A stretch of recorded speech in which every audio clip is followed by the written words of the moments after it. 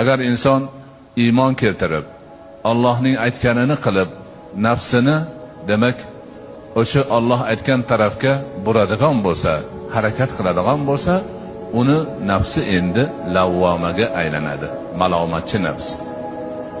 Egasiga, "Hoy, nimaga uxlayotibsan? Tur, namozingni o'qi. Kech qolding-ku" deydi.